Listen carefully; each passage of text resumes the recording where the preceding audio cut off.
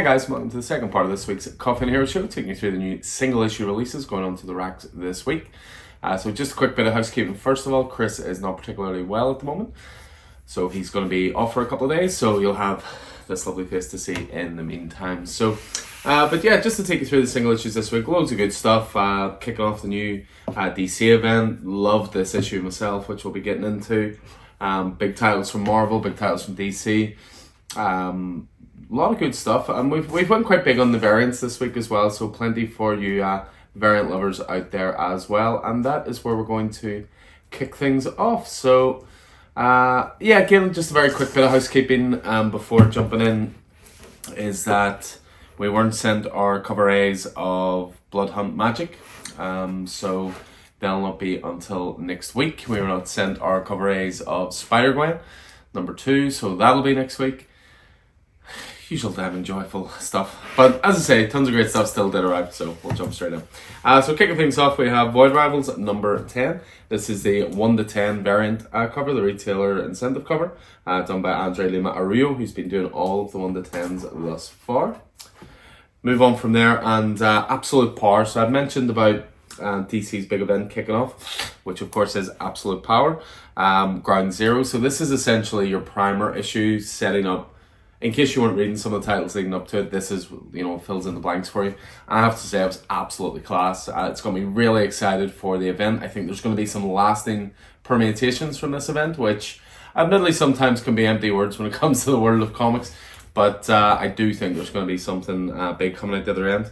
So this is the foil version of the Dan Mora cover, available as a variant this week. A big title this week is definitely Zatanna, Bring Down the House. So this is a brand new Black Label title focusing on Zatanna. Cannot have come soon enough. Already read it, absolutely glorious. Beautiful art the whole way through, especially.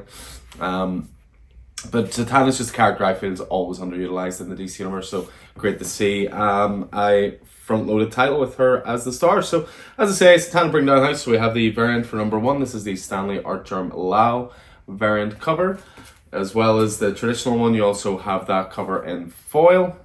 Again, rather lovely. We have Jorge Jimenez doing a cover for Zatanna as well. Of course, mostly well known at the moment for doing the main back title, doing a lot of Chip Zdarsky stuff and Tinian stuff. But yeah, lovely cover there. And then we finish off with from Alvaro Martinez Bueno, say that 5 times fast, doing the retailer incentive 1-25. Of course, the artist and co-creator of Nice House on the Lake and the soon to come at Nice House by the Sea.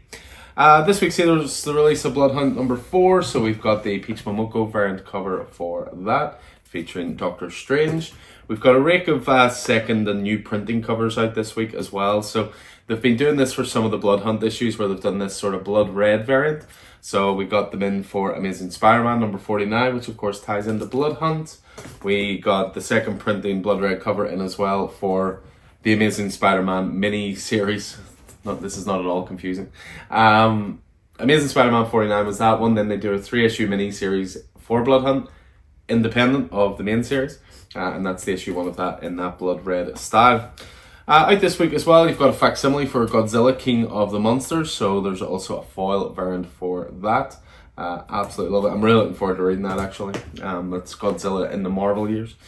We have Creature from the Black Lagoon Lives out this week, so we're as far as issue 3, so we've got retailer incentive cover by Danny, first of all, which I believe is a complete wraparound cover.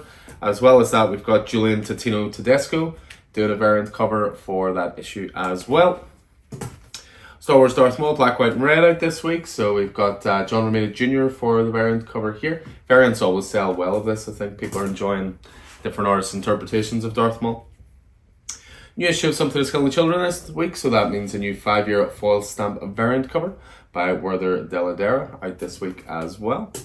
We have Union Jack the Ripper, issue 2 this week, and that includes the variant in as well from Philip Tan. We have second printing variant covers for some of the Ultimate titles. So you've got the Ultimates, #1 with a lovely new cover from RB Silva, which is nice to see a second printing for #1 out before issue 2 comes out, so people can get caught up.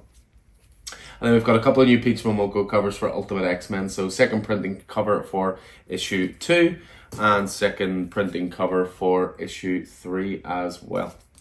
I mentioned we didn't get our cover A's for X-Men Blood Hunt Magic, but we did get the Peach Momoko variant. Does she ever stop working? We do have the variants, but as I say, the cover A's will be next week.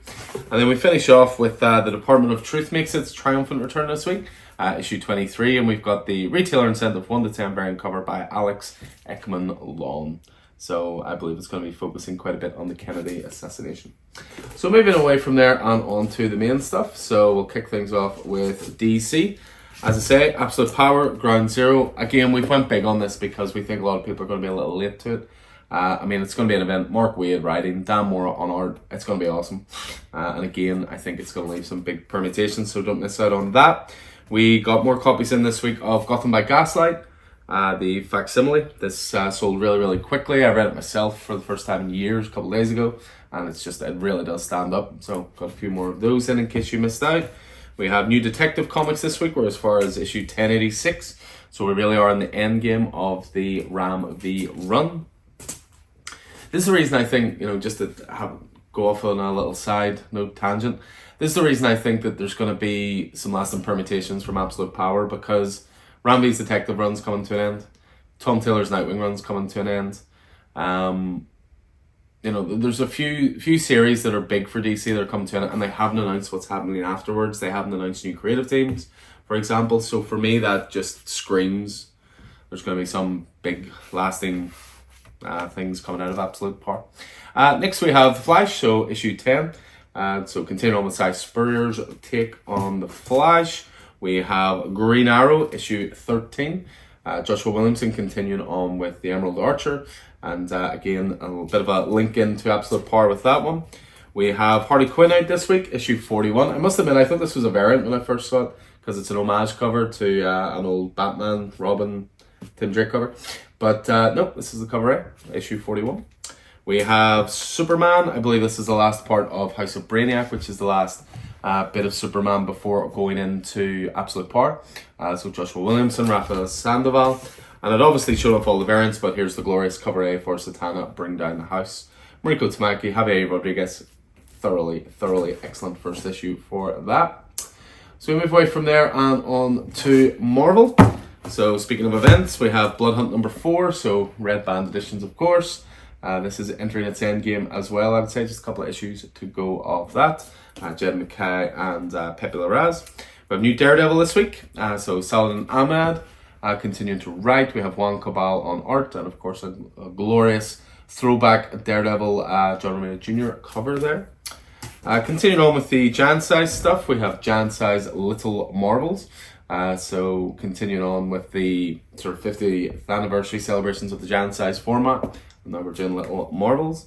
Showed off the foil. We have the traditional cover in as well, Godzilla King of the Monsters number 1, facsimile edition, available through Marvel Comics.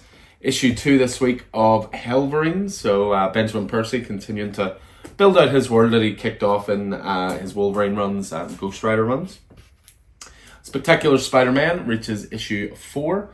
So the team up title, of course, Miles Morales, Peter Parker, both teaming up together.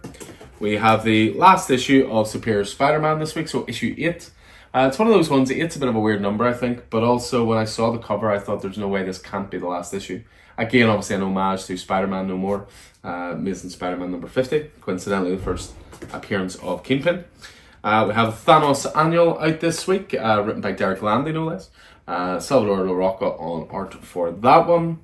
Continuing to fill out the Ultimate Universe, Ultimate Black Panther is this week, issue 5 for that. So Brian Hill continuing with T'Challa.